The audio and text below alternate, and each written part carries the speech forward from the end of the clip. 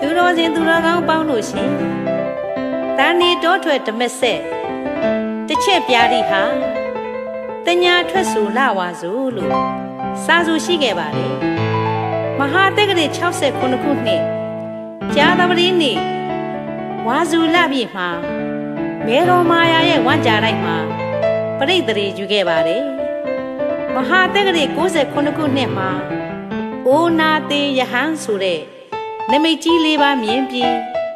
တောင်ဝေကရကတောထွက်ခဲ့တာဟာလေဝါစုလပြည့်နေပါပဲရှင်မဟာတက္ကရာ103ခုနှစ်ဝါစုလပြည့်စနေနေ့မှာပိဿဝေကီ9ဦးတို့ကို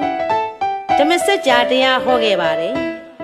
မဟာတက္ကရာ109ခုနှစ်6ဝါအရမှာရာဇကြိုပြည်ကာဏဥယျာဉ်မှာတကိုးတော်ပြပြီးဒိဋ္ဌိတွေကိုနှိမ်နှင်းခဲ့တာဟာလေဝါစုလပြည့်နေ့ဖြစ်လို့ဝါစုလပြည့်နေ့ကိုဓမ္မစကြာအခါတော်နေ့လို့ခေါ်ဆိုကြပါတယ်ရှင်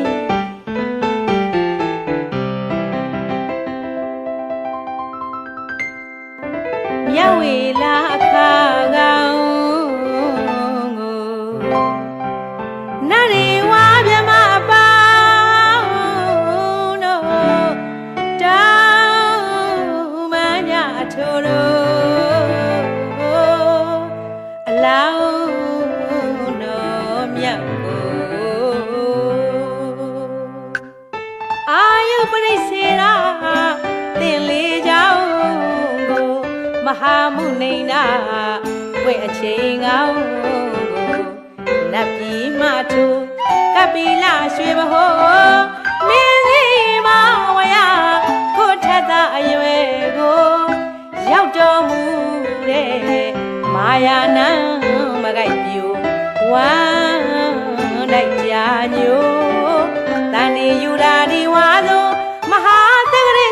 69နှစ်ကိုပုံညက်ပန်းဝင်ဝင်ဆိုပြန်တင်ချိုကရကဆိုပုဒ္ဒရတာနက်ခတ်နေရှင်သကိုပုံနမီကြီးကြီးရှုံးလေဒါနေဓမ္မစဲတောထွက်ပြာရိဆိုစာရှိပါတော့မှတ်သိကြစေလာပြီနေဝါဆို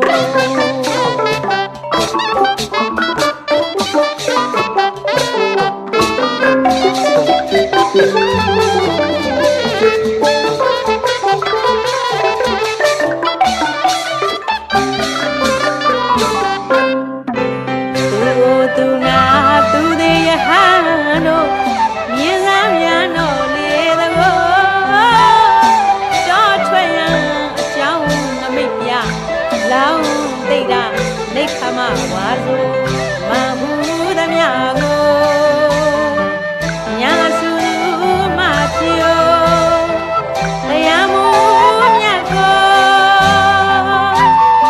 ရတော်မူပြီးတိတိပရဏမိဂရာဝုံကိုပြင်စဝဂီငါဥတို့ကို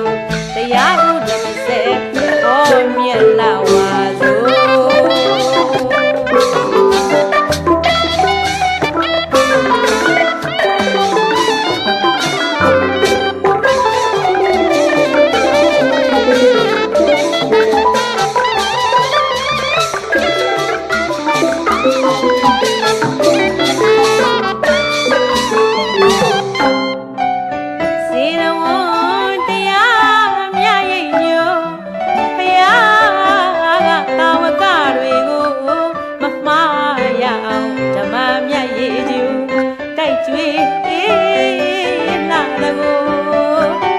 ရာဇကြို